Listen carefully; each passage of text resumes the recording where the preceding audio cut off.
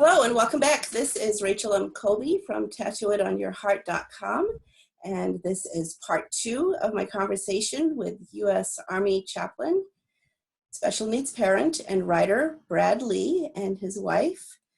Gloria has joined us, and welcome so much. Welcome to this program. We're so glad to have you. We're absolutely honored. And so we're going to pick up the conversation where we left off. And so Chaplain Lee, would you tell us about your family? Okay. Well, again, my wife Lori and I have been married for, it will be 29 years in August. Hard to believe. And that we have 6 children. Tara, our oldest, and son-in-law. Tara will be 22 in June. Married in Navy. They are students at Liberty University. Shayna, our second daughter, is 20. Marissa, 18, who is a senior, a Corona senior, graduating this year. And then Kevin, our oldest son, is 13. And Caden, our special needs child, is 7. And Grayson, our last surprise, is 4. That's a whole lot of activity and a whole lot of joy. Oh, yeah. You were very busy. Yes. Still am. Okay. Well, Chaplain Lee, you are in the process of writing a book. You recently attended your first writers' conference. First question that would be, did you write before this undertaking the book you're currently working on? Only under compulsion, academically. Only when I had to write. No, as I say, Caden, to give you a little snippet and even a little segue to the book, Caden had a very dramatic birth story. We were stationed in Alaska at the time, back in 2013. It was in January. It was a very typical cold day, but it was particularly cold that day. It was 15 below zero, and Lori's water broke as we got into the car to go to the hospital.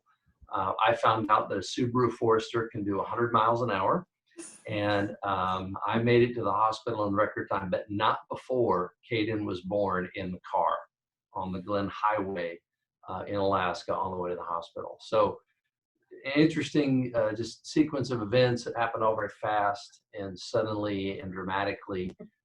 And as well, coupled with that, we did not know that he had Down syndrome. So that was the other shock as we kind of stepped into that world very abruptly and began that journey.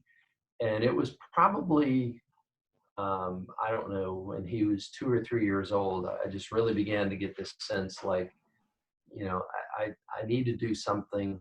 There's a lot more to be said about how I really began to be burdened for families, particularly marriages of special needs children. One of the reasons of which we had an occupational therapist that would come to our house, and you know, and so I said I would get back to the counseling piece. So in the track that I went into in the Army, I went into what's called family life chaplain training, which basically teaches you to get an additional master's degree in counseling. I pursued licensure, so I'm a licensed marriage and family therapist, chaplain. And so I was licensed at that time, you know, thought I kind of had this idea of what family systems look like and how to manage my own life and marriage, right? And I'll never forget, though, in our living room, I asked this occupational therapist, I said, you know, do you work with, you know, how many families with children with Down syndrome do you work with? Down syndrome do you work with? And I don't remember how many she worked with, but I asked her this question. I said, well, tell me about the marriages of those families who have a special needs child. And almost not, very quickly, she said, oh, most of them don't make it. And I remember, you know, she could have hit me with a dead fish, and it just like jarred me. And I realized, like, oh my goodness, you know, like we're at risk just simply because we have a special needs child. So fast forward the tape to where we're at now. I started writing the idea for this book probably 2.5 years ago. Kind of fledged along with it. Didn't really have a lot of direction. Thanks to my wife, however, back in March, I went to a writers' conference. You know, I'd obviously done some more writing. I had a pretty good idea. I had a proposal for the book. but really the first book that I'm writing is really just kind of the journey of stumbling through the special needs world. But what I'm really working on as well, in addition to that, I'm pursuing a doctorate at Liberty University, and I'm really looking at focusing, especially my dissertation work, on what I call the special needs marriage, and realizing that there is an impact to the marriage when you introduce a special needs child or a diagnosis, whatever, and that obviously has a lot of different connotations to it because there are different types of special needs. There are some that are developmental and behavioral, such as Caden. I think one of the things you had asked me earlier was, because we have a dual diagnosis. Caden just received a dual diagnosis of autism back in January. So that's very new. And that's impacting because some days it's like, where does Down syndrome end and autism begin? And there's really not a good answer to that. They just kind of meld together in how they present themselves. But I have a burden to do something to help special needs marriages survive, because there's a lot of there's not a lot of research on that very topic, and there's not really a lot of good indicators as to what the divorce rate is among special needs marriages. Only that the estimation is that it's higher than normal or typical, but there's not a good answer to that. But it's challenging. So that's a long answer, but that's a fantastic answer. What is your projected timeline for completion of your book? Well, funny you should ask. Yeah, hurry up. If anybody in that realm works for any of the publishers that my book has been presented to, I actually have it in front of approximately 7 to 8. My book proposal is with 7 or 8 different publishers right now. I have one that I know is interested, but I understand as well that it's a very slow process. But I promised in my book proposal that upon acceptance of a contract and an agreement for me to finish the book with them and to publish it, I could finish it easily in 3 months. To be really honest, if I knew they were going to publish the thing, I could do it in 3 days. So the majority of it's really written. It would just really be for me tidying up some loose ends and adding some depth to a few of the latter chapters. So I think if I estimated, if it's 60,000 words of a book, I'm probably at about 50,000 or so words, I think, if I've done the word count properly. So pretty close to being done. Chaplain, your book will be published, so please finish it. Just go finish it. Your wife said finish it. Yeah. Right. Yes. I wouldn't worry about that.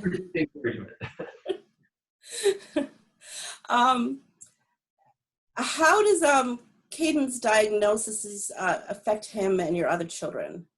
I imagine that's gives you a little bit different, little bit different family dynamics. Yeah, you want to take a stab? No, you do this one. How does, okay, could you repeat the question again? You cut out just a tad. Okay, yes, I noticed my Wi-Fi seems to be struggling. How does Caden's diagnosis affect him, and how does that impact your family as far as your other children? The other kid, okay. Yeah, the family. How does it affect him? Wow, that's a fascinating question, because I think I don't know that he knows that he has Down syndrome. No. He's just for the most part a happy little kid that just does what he does. And one of the things that I talk about in the book that I'm working on right now, which, oh, by the way, is at least I would title it Walking with Caden, because for me it's been a journey into that world. It's been a journey of struggle and a journey of faith, a journey of hope. But I don't think he knows that he has Down syndrome. But believe me, everybody else in the family does. And the demands, I think one of the impacts is the demands that are placed upon the rest of the family are sometimes very palpable. And even just today, probably an hour before we started this interview, My 13-year-old son said, why is it that when Caden is like, out of the room or missing, that we freak out? And I said, but we don't freak out, but you really just can't leave him for more than a couple seconds because you just don't know what he's doing. He has behaviors that he also, that's called elopement, right? Yes, elopement. If the doors aren't locked, I mean, we have alarms on the doors, and if we forget to turn them on, we live along a street. Children with Down syndrome, a lot of times they escape, they elope, they just wander outside, and so that's a danger, a legitimate danger. He doesn't have a good sense of boundary and of impulse control, and there's just been so many times that, where's Caden? And if it's been more than 20 seconds, it's probably cause for concern to go see what he's doing, and that just affects everybody. So. Just like today at chapel. We lost him. We couldn't find him for, I don't know, 10 minutes. We had a few minutes there. I was talking. I was over here. He was with a sibling. Sibling sent him to dad. Dad didn't realize. And so lots of people were running around the chapel grounds, and we found him in the nursery playing with the toys. Yeah. He went inside. Well, that's, praise God. Yeah. Safe place to wander, right? It is. Yes. It is. He went to what he knew, which was good. That's true. But we didn't think like Caden and go to what we knew he knew. So. Okay. Lori, what does a day in the life of an Army chaplain's wife look like? Especially one with 6 children, one of whom is special needs. Yeah. So the 6 kid part is what keeps me the most busy. I'm a taxi driver. A lot of the time I am on the road, dropping kids off, picking kids up, going to sports events. We have kids in sports. And we did before COVID. Anyway. We did before COVID. Yes. So a typical day before this, and therapy sessions.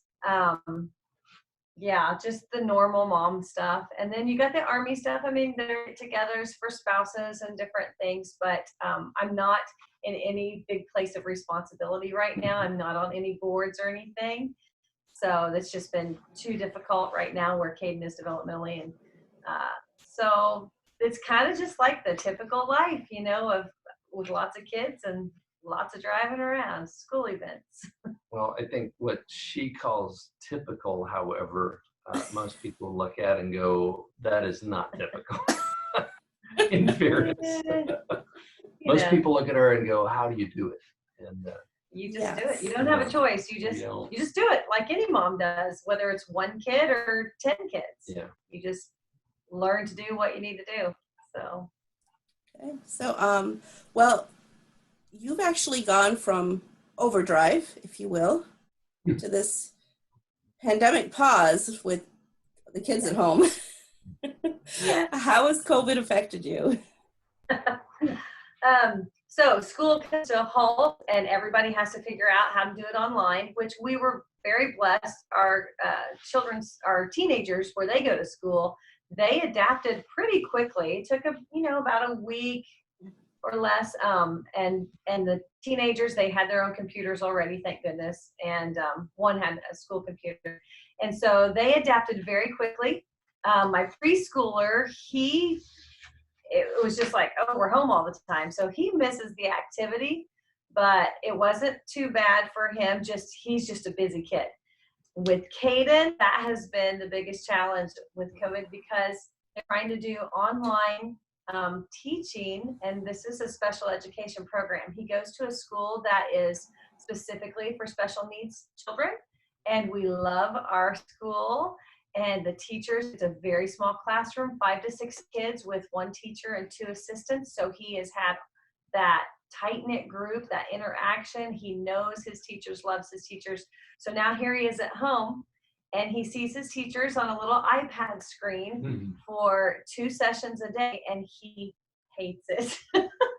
Like, he will not engage.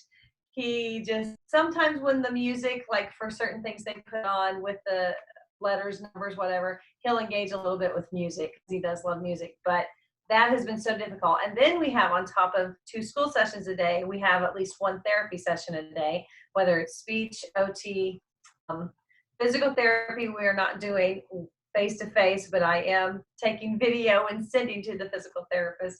So that has been very difficult, just chasing him around with an iPad because he won't stay still. But we're managing. You know, we try to get him outside every day if we can and burn some energy and do what you got to do. But it's been challenging. So we're getting through it. Okay. Well, not only do you have 6 kids and a special needs child, but you're in the military. Do you feel it's a little different being a military wife with a special needs child than those that don't have that challenge? Military and special needs. I feel like it's harder because I'm pulled different directions. There are always military things you can do and be a part of and go to, and some responsibilities that I do take on. So I have that. And so to get involved in something like a Down syndrome support group or anything is just, to me right now where we're at, it's like I can't do one more thing. Even though I'd love to, I feel so pulled sometimes in different directions, like I can't add one more thing.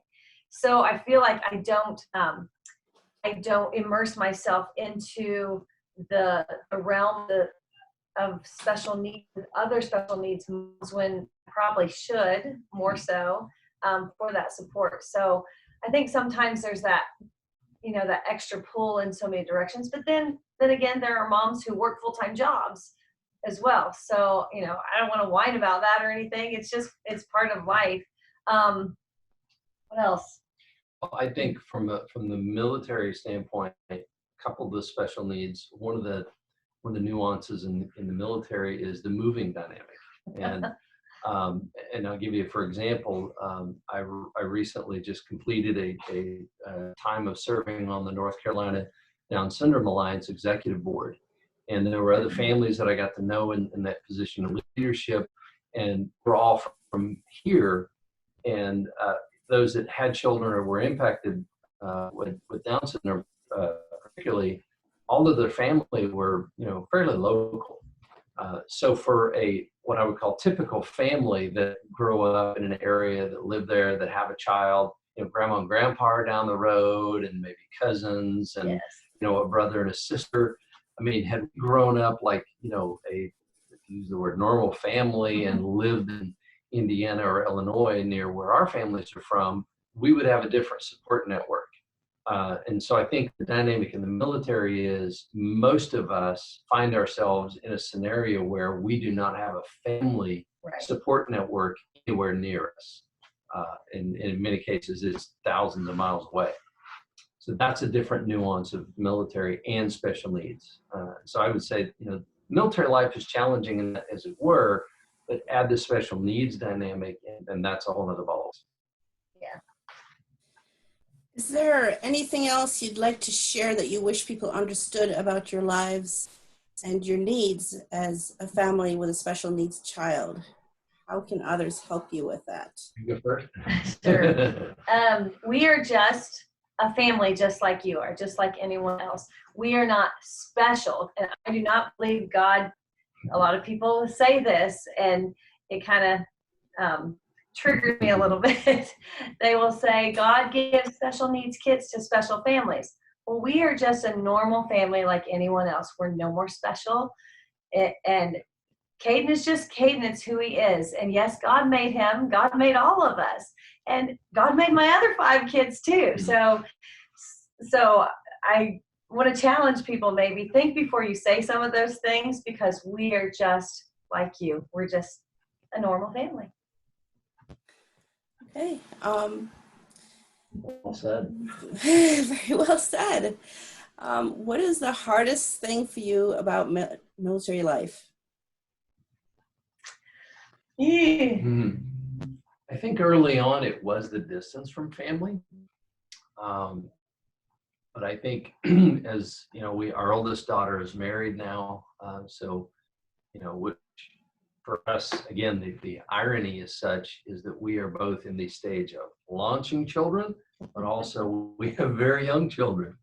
I've jokingly told people, I don't know how many times I've been on the phone parenting one of my adult children while changing a diaper. And both ends of that parenting continuum are that's kind of that's a stretch, because a lot of people like have their kids, they have their 2 kids or their 3, and they're kind of spaced out nicely, and one goes after the other. And so I think for us the crazy part is having our kids such an age gap between our kids. And I know we're not the only ones that have that, but we've kind of gotten used to that dynamic in the context of our military life. In fact, I don't know if you know this about me, but we are actually getting ready to move to Hawaii in about a month. So we have, here we are at the doorstep again of another overseas move, which we will be very kind of isolated. Yes, we'll be on a tropical island, but we'll be separated once again from family by thousands of miles. Although it is interesting when you live in places like Alaska, and I think Hawaii, how many people then want to come visit you? I don't know what there is to that, but something to be said about that. I was going to say, I think you'll have visitors if you live in Hawaii. Yeah. Yes. Yeah. Maybe more than you want. Maybe. That's okay. As long as that quarantine is done and they don't have to stay somewhere for 14 days before they can come see us. Yeah. But that dynamic of moving and being separate from family, I think we've just kind of, excuse me, we've reached a stage in life where that's just kind of normal for us. It just kind of is. Okay. Let's see. How can civilians help military wives, for those that are not living on base or introduced to a new neighborhood, new culture? What would be helpful to you and to others? So I think the hardest thing coming in, because we don't live on the military base, we live in a town about 20 minutes away, 25 minutes away. And so my kids go to a Christian school, but I think sometimes, especially in maybe a smaller community where it's not all military right where we live, people kind of keep you at arm's length because, well, you're military, you're going to move in a couple of years. So they don't want to invest into a relationship or get close. So I think I would say, especially to, like other parents and that peer group, with your kids going to school together, or say you go to the church in town, don't be afraid to invest in a relationship with a military family, because we need that. We need people on the outside of the military to love us, support us, and to be our friend. And so don't keep us at arm's length because you think, oh, they're just going to move and it's just going to break everybody's heart. Mm-hmm. That's part of life. Engage, invest in those relationships. Another thing, especially during deployments, one of the biggest things that helped me while he was deployed, especially when I had little kids, was someone, like when we lived in Alaska, lots of snow, my neighbor would come over and bring his snowblower and just snow blow my driveway. And I never asked. I was just blessed by that man just taking care of the snow for me, because I had 3 little girls and the husband was gone. So things like that are so helpful. I had another mom, and she was military, but her child was older. She would come over and say, hey, go take a date with one of your kids. And so I'd take one of my kids for ice cream, and she would stay with the other kids. So just an hour just to let a mom do that with a kid while dad's gone. Things like that are just precious, and they mean so much. Thank you for sharing that. It's very useful information. Make sure you share this with all the civilian people you know, and I will too, right? Okay. What is your favorite thing about military life, both of you? For me, I love the travel and to experience new things. Like it's a pain, I know, to have to pack up and move, but it's exciting too. So there's some anticipation that's fun and exciting, and to go places that if it weren't for the military, we would not go. And the second, I think probably the first best thing before that would be the relationships. You meet so many amazing people and you build those relationships, and then you go to different places, but if you meet back up at some other duty station and you pick back up where you were, you keep in touch on Facebook. So it's like we have friends all over the world, and some are deep relationships, and some, yes, you don't build the deep relationships once in a while, but we have so many that are, and that we could pick up the phone and call and say, hey, we're coming your way. Can we stay at your house or whatever? The relationships are just the most amazing, I think. Army people are awesome. I think she stole my thunder. I would put it, you kind of listed it 1 and 2. I would say the best thing about military life and the Army life are the people. And uniquely for me, wearing the uniform, I actually get to serve alongside those folks and, go to war with them. I talked about jumping out of planes with them and just seeing it as I'm, a little older now, watching these 20-something young men and women that are willing to put on the nation's uniform, go to war, and put their lives in harm's way. It's just, it means more to serve now than it ever did. And that's just something that I've come to appreciate a lot more, when I have soldiers that are younger than my older children, and realize that they wear the uniform just like me. So that's the best thing about serving for me, Rachel. Okay, and I will let you close out by asking how people can connect with you and keep up with your progress on your book and all your adventures, and anything else you'd like to add to share with us. Well, I have one of the benefits of COVID is it really gave me a great jump start into my academic work. And it also is kind of an offshoot of that. I started my own YouTube channel called the Special Needs Marriage and Family Channel. And so I do some short segments on those, talking about some of the different dynamics. And so, as they say in the YouTube world, please subscribe and like, and that's helpful. But it's simply the Special Needs Marriage and Family Channel. So that's the easiest way to catch up with me and to find out specifically. I do pieces. I talk about Down syndrome. I talk about autism, but I talk in general about special needs, how it impacts families, marriages, and all the different facets to that. So thank you for the question. And thanks for having it. Thank you so much for this conversation. It's been an honor to talk to you. Thank you for your service to our country and your service to Jesus. And I just invite you to come on over and check out Tattoo It on Your Heart, and I will subscribe to your channel happily. And thank you for being with us today, and God bless you. And hope to have you back on another time. And welcome to come and share whatever is on your heart, whatever messages you'd like to share with our nation and with the church. That'd be incredible. So thank you. Look forward to it. Thank you. Thanks. All right.